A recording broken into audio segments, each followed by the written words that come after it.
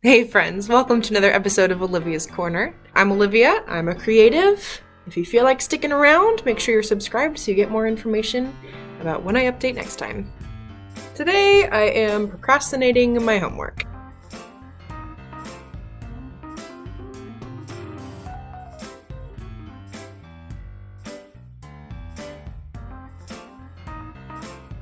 Why are you procrastinating your homework, Olivia? You love what you do. You're right. I'm procrastinating because I have plot holes, and I don't like that I have to eliminate content in order to fill them. This week, I started a class called Writing Act 2.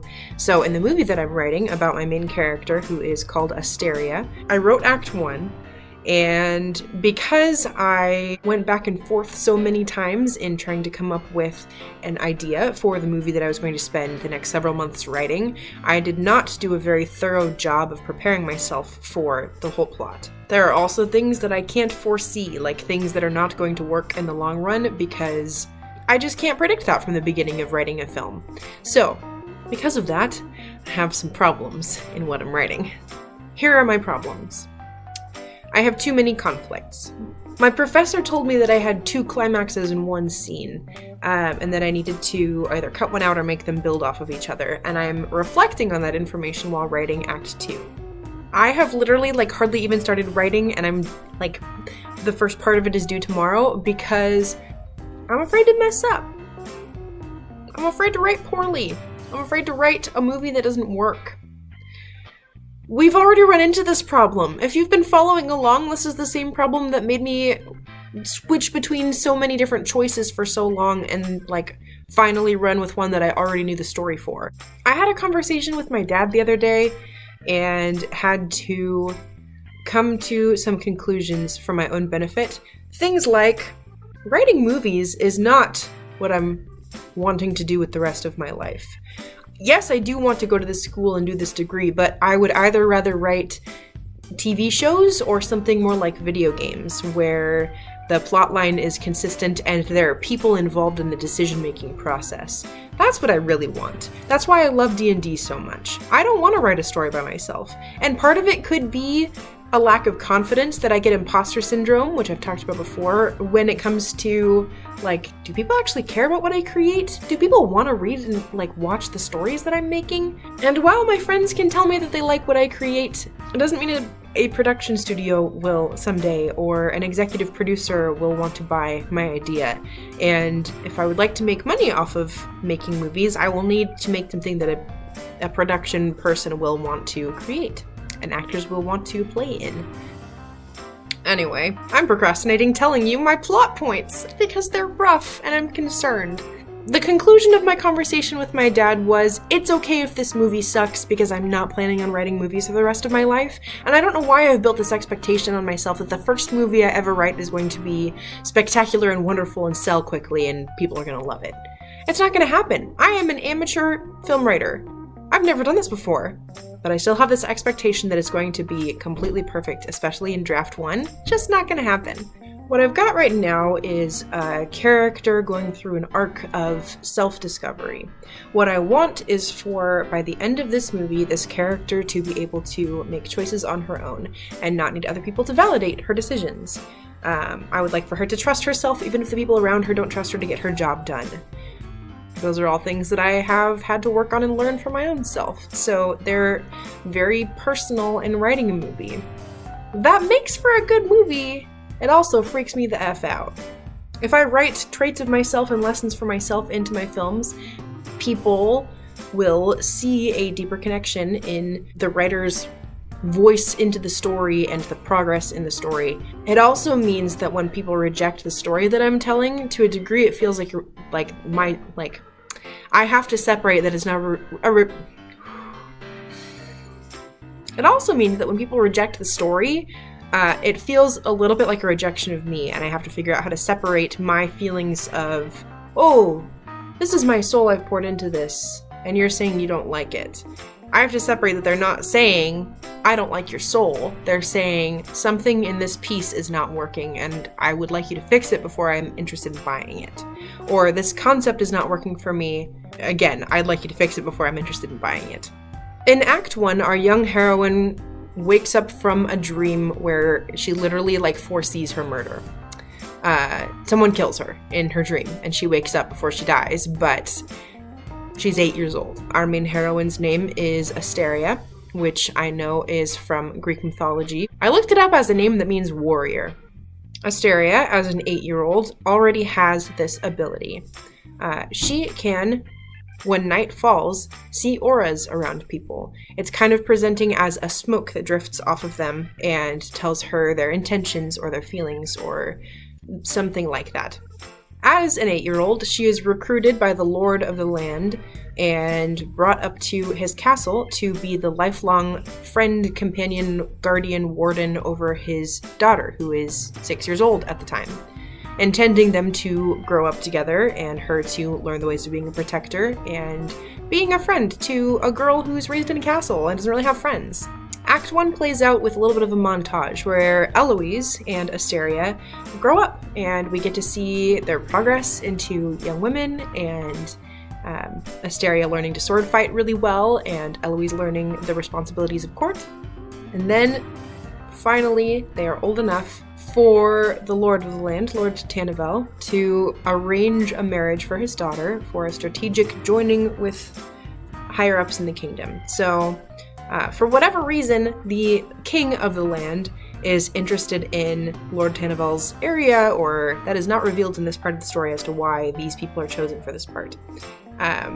Lord Tanavel arranges for the king and the prince to come down and meet his daughter and hope that they fall in love and hope that they are interested in being together, whatever. Asteria comes to this party and waits for nightfall and watches people's auras. The king has an advisor who I originally intended to be like a captain of the guard, and I'm trying to figure out how I can finagle that back into the story because I labeled him as an advisor and that was not my intention. Another faux pas in my writing decisions. But the energy and smoke coming off of this character is like black, is darker than Asteria has ever seen before. Who is this advisor? The audience might recognize that he looks familiar as the person that stabs her in the dream in the very opening scene, but for Asteria, it's been 10 years. She's 18, Eloise is 16. She doesn't remember the fuzzy details of her dream, and she just knows that the smoke means something bad is happening.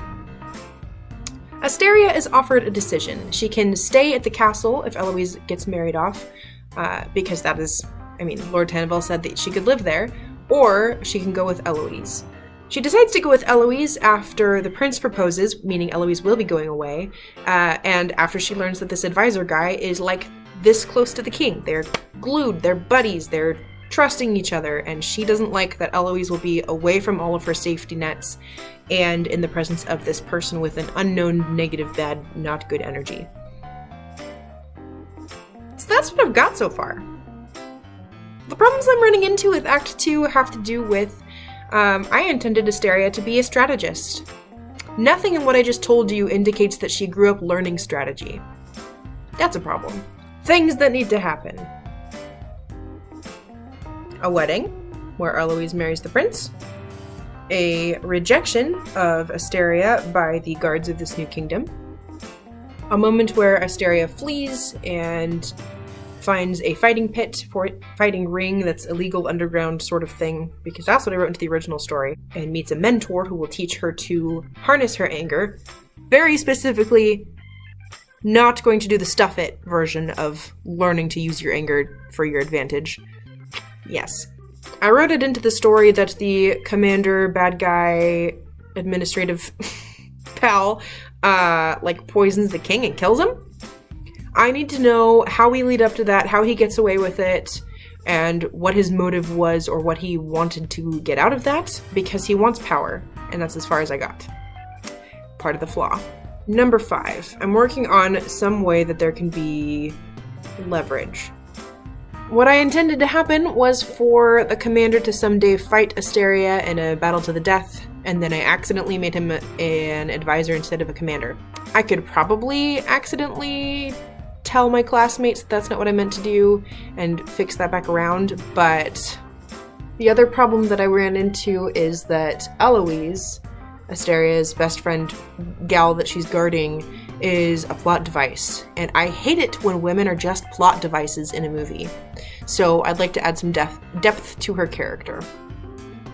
Anyway, I have 64 pages to smooth all of that out. 64 pages that I can write over the next month in order to make it better. Wish me luck! If you have solutions or suggestions or things that are not working even what I've already said, I would love to hear them. The feedback I've received from my professor has, well, he didn't even have to say it. I don't have great obstacles set up for this character. The first act is pretty hunky-dory, pretty easy, everything works well for her. That doesn't make for good storytelling. It doesn't make for keeping the audience engaged. There's nothing that my audience wants to see her resolve.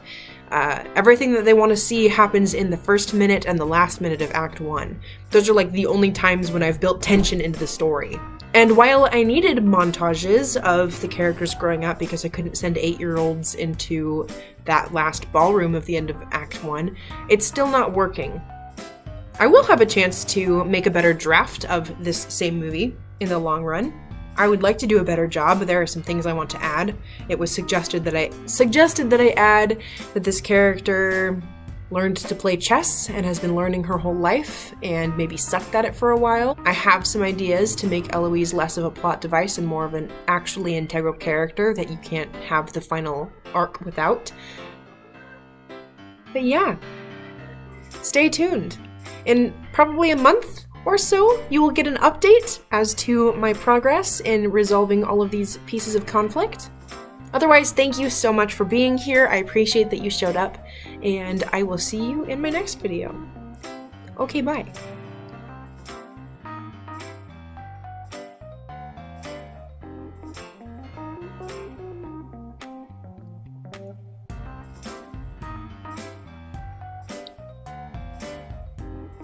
What is that thing? I like my pink hair. I feel very attractive right now. In a way I was not expecting. Focus. I writ a whole Act 1. Aren't you proud? So. My power is flickering. Didn't realize the wind was that strong today.